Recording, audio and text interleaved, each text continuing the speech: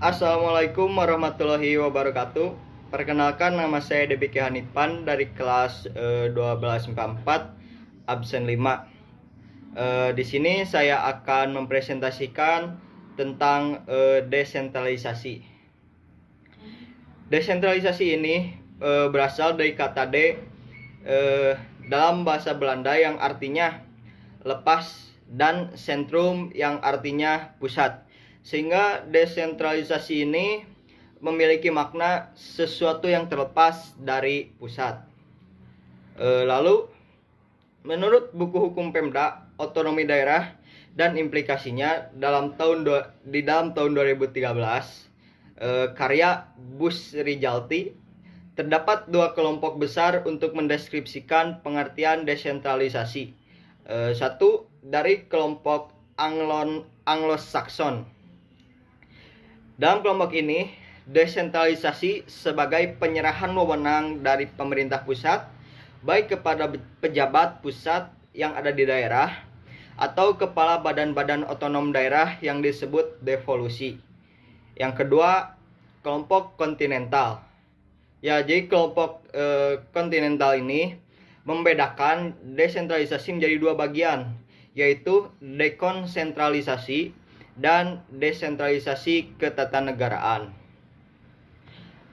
Lalu ada juga bentuk-bentuk desentralisasi.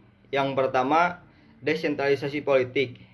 Desentralisasi ini melimpahkan kewenangan dari pemerintah pusat yang meliputi hak mengatur dan mengurusi kepentingan rumah tangga sendiri bagi badan-badan politik di daerah yang dipilih oleh rakyat.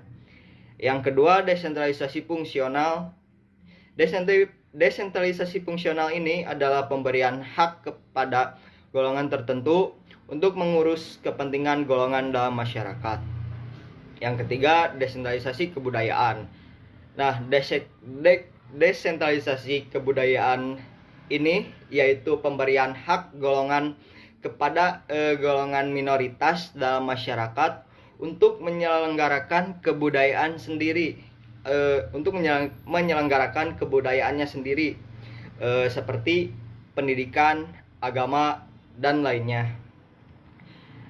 Lalu ada fungsi dari desentralisasi, yaitu satu, satuan desentralisasi lebih fleksibel dalam memenuhi berbagai perubahan yang terjadi begitu cepat.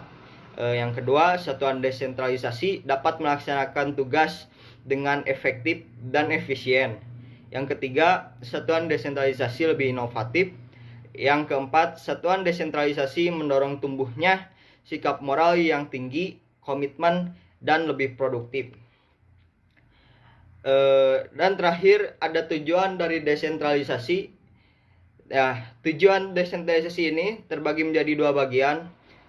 Satu, kepentingan pemerintahan pusat yang meliputi pendidikan politik, pelatihan kepemimpinan, pelatihan penciptaan stabilitas ekonomi, dan perwujudan demokratisasi sistem pemerintahan di daerah.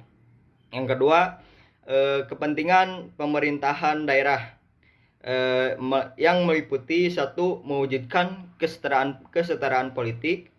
Yang kedua, menciptakan akuntabilitas lokal. Yang ketiga, mewujudkan keresponsifan lokal.